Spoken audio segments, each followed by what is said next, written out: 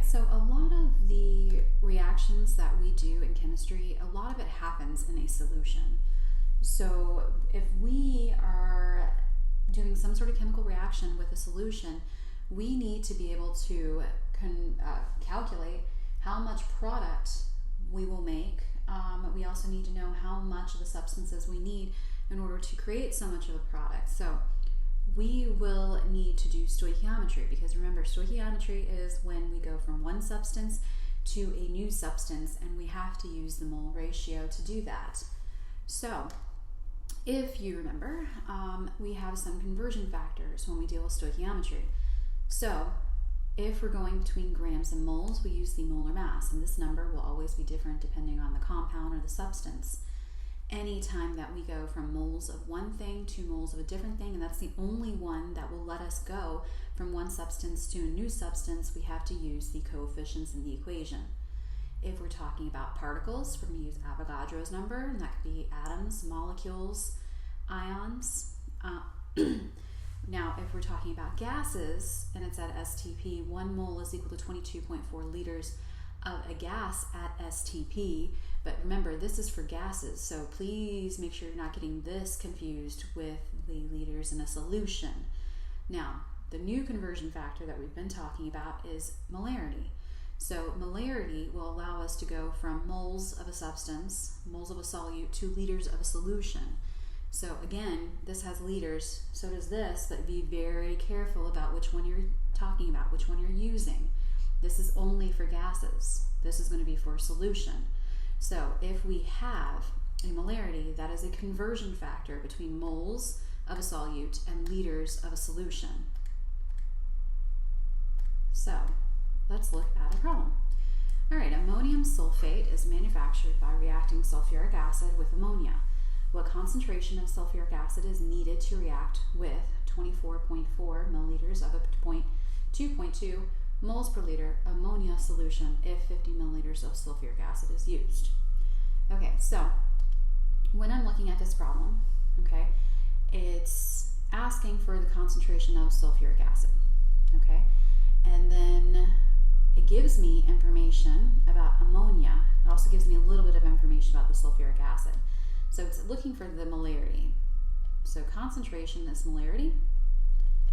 So I know if I want molarity, I need two numbers. I need the moles of the sulfuric acid, and I need the volume of the sulfuric acid. So it tells me that 50 milliliters of the sulfuric acid is used. So that's my volume. I need to know how many moles of sulfuric acid that is. So it gives me more information about the ammonia. So I know this is stoichiometry because I'm going from ammonia and I'm interested in the sulfuric acid. So the first thing I need an equation. All right, so I know that I need a chemical reaction here, so I've got to write it. Ammonium sulfate is manufactured by reacting sulfuric acid with ammonia. So I know ammonia is NH3. NH3.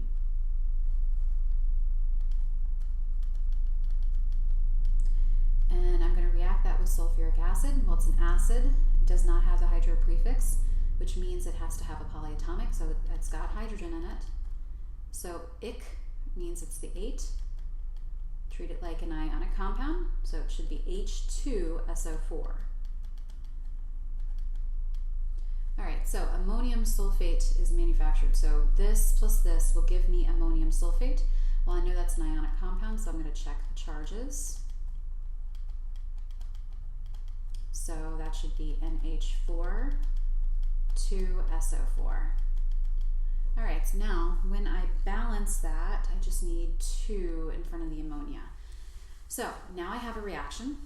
Let's figure out what my plan is. So the 50 milliliters, that comes into play later. I need that for the molarity. What I need in order to get my answer, though, is moles of sulfuric acid. So I need to go to moles of H2SO4. That's what I need. So let's look at the other numbers that it gives us, because it gives you a lot of different numbers, so you actually have to go through and sort out what's my starting point. Now, I will tell you this. If you are given a molarity, you are not starting with a molarity. A molarity is a conversion factor. So you never start with conversion factors. So you have 2.2 moles per liter. That's 2.2 moles of ammonia is equal to 1 liter of solution. So my molarity is going to be used as a conversion factor. It's not my starting point. So my other number has to be my starting point then. So I have milliliters of ammonia. Well, in order to go to a different substance, I have to get to moles. So I've got to get this into moles first. Well, I've got a conversion factor to go from volume to moles, so I need to go to liters. Then I can go to moles of ammonia. Then I can go to moles of what I want. So it always works this way. No matter what unit you're starting with, if you are going from one substance to a different substance, you have to go through the mole. So you're going to go from whatever substance you have, whatever unit you have, to moles of what you have. Then you go to moles of what you want, and then you can go to whatever unit you're looking for. In this case, I'm going to stop with my moles because that's what I need to get my molarity. So my starting point is going to be the 24.4 milliliters.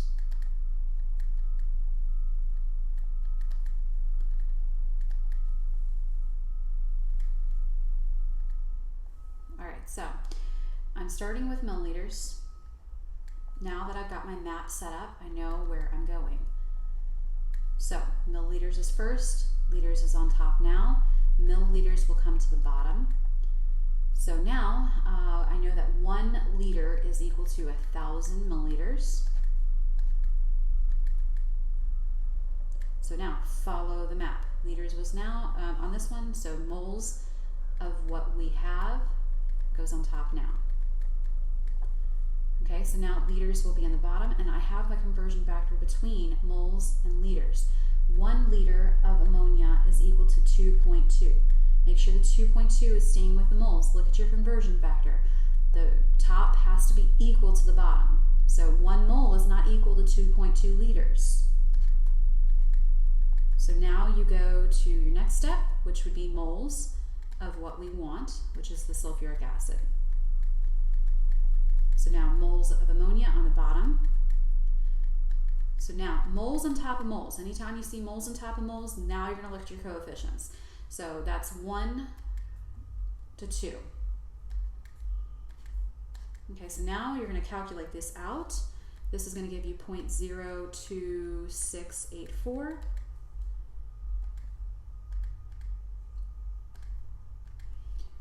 moles. And that's not what it's asking for though, it's asking for the concentration. So one last step, divide this by the liters of the sulfuric acid. So 50 milliliters would be 0.05 liters. And that's going to give you 0.537 moles per liter, or big M. All right, so now let's look at a different one. Okay, so calcium hydroxide is sometimes used in water treatment plants to clarify water for residential use. Calculate the volume of a 0.025 moles per liter calcium hydroxide solution, which can be completely reacted with 25 milliliters of this. Okay, so if I'm looking at this, it says calculate the volume. So I'm looking for a volume of calcium hydroxide. So I want liters of CaOH2.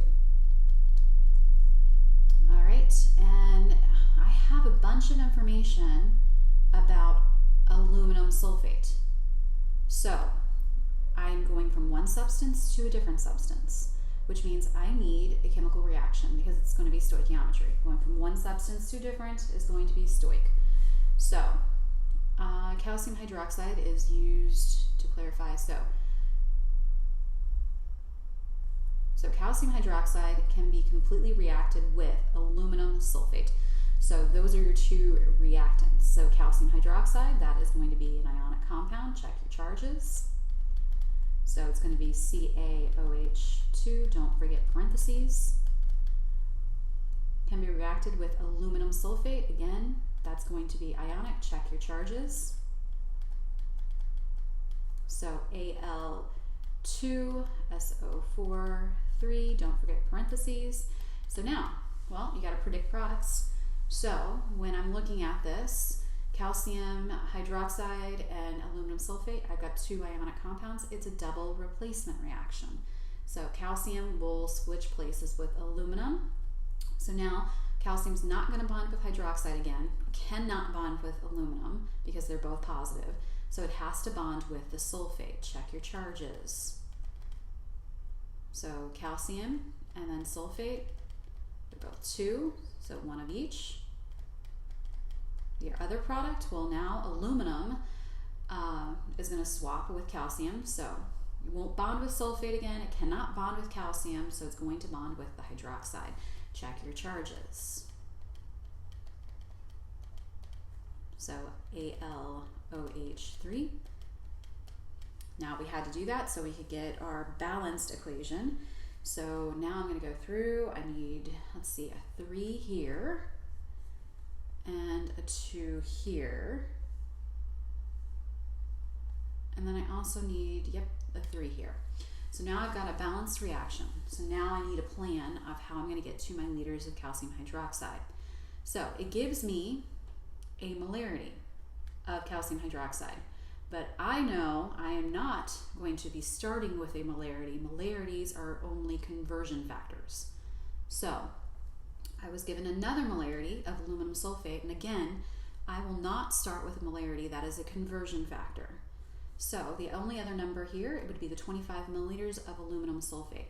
And usually what you'll notice is that if you have all of these numbers, the thing that you have the most information about is your starting point. So my starting point is my aluminum sulfate. My aluminum sulfate, and I've got a volume of that, I've got milliliters. Well, that's what I'm starting with. I need to get to calcium hydroxide. If I'm going from one substance to a different substance, I have to go through the mole. So I've got to get this into moles, then I can go to moles of what I want. It always works that way. Go from what you have, whatever unit you have, to moles of what you have, then to moles of what you want, and then go to whatever unit you're looking for. So I know that I have a molarity, okay? I have a molarity of aluminum sulfate. It's 0.125 moles per liter, which means I need to get this into liters in order to get this into moles of aluminum sulfate. All right, so now we've got moles of that. So now I'm going to go to moles of what I want, which would be my calcium hydroxide. That's what I'm asking about. Okay, so now that I'm in moles, well, I also have the molarity of that, which is a conversion factor between moles and liters. So now I'm going to go to that. So my starting point is my volume. So it's 25 milliliters. Follow the map. Milliliters is first, then liters. 1 liter is equal to 1,000 milliliters. So now I need to go to moles of what I have.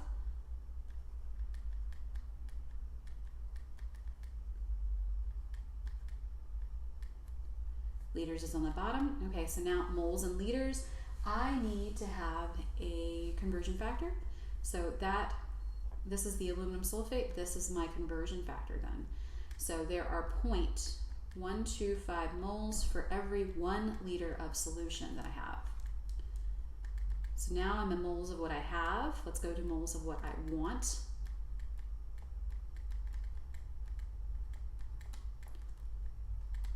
Moles comes to the bottom. Now I've got moles on top of moles, so I need to look at the coefficients.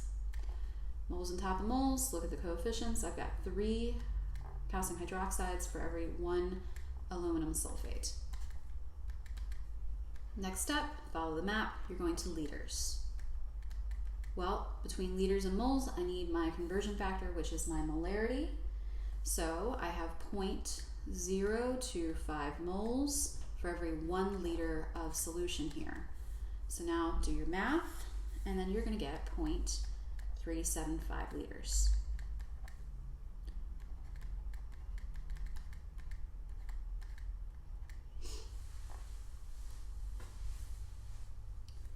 All right, let's look at another one.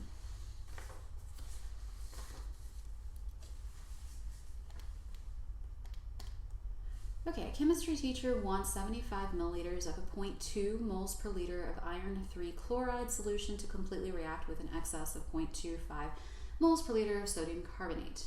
How many grams of sodium carbonate will be needed? Okay, so we're looking for grams of sodium carbonate. What information do we have? We have an amount of iron 3 chloride. So again, I know it's a stoichiometry because I'm going from one substance to a different. Okay, so let's figure out what the chemical reaction is here. So a chemistry teacher wants 75 milliliters of 0.2 of iron 3 chloride to react. So that's one of my reactants. That's my first one. So iron 3 chloride, that's ionic. Check your charges. So that should be FeCl3. And then it reacts completely with an excess of 0.25 moles per liter of sodium carbonate solution.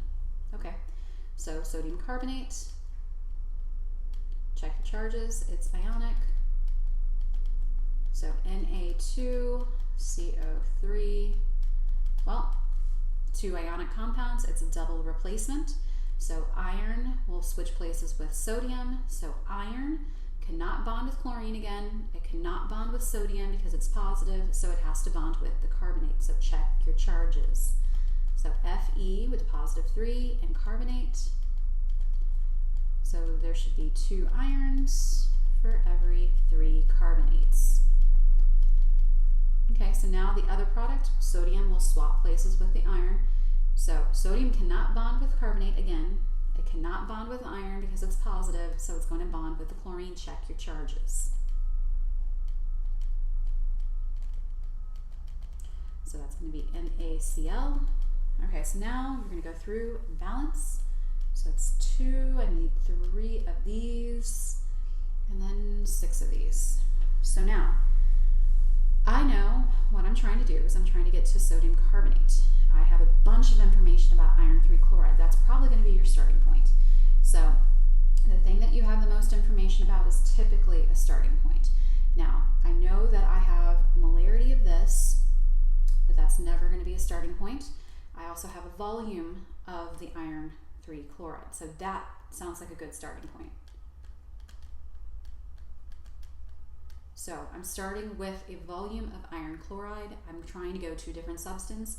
I know that the only way that that happens is through the mole. I have to go to moles. So I have a conversion factor between moles and liters. So my first step, go to liters. Okay, now I have a conversion factor. Remember, 0.2 moles is equal to 1 liter for that. That's what that means. So now I can go to moles of what I have. And then I can go to moles of what I want.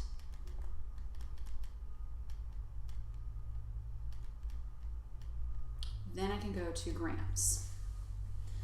All right, so my starting point, again, is my volume, so 75 milliliters. Go to liters. There are 1,000 milliliters for every 1 liter.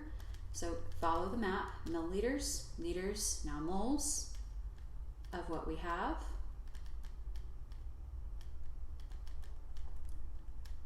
Moles and liters, well, there's 0.2 moles for every 1 liter. So now we go to moles of what we want, which is my sodium carbonate. So now moles of iron chloride goes in the bottom. Now I've got moles on top of moles. I know I look at the coefficients. So I've got 2 moles of this for every 3 moles of that. Now I can go to grams.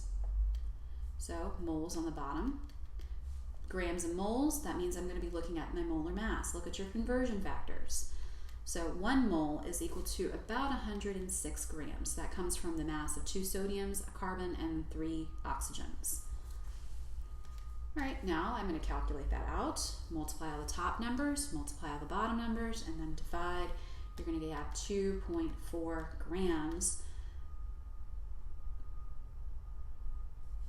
of sodium carbonate.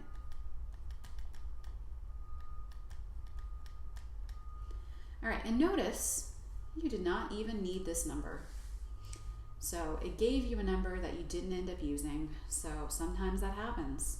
It's excess information. All right, so whenever we're setting these problems up, remember, going from one substance to a different substance always follows this sequence.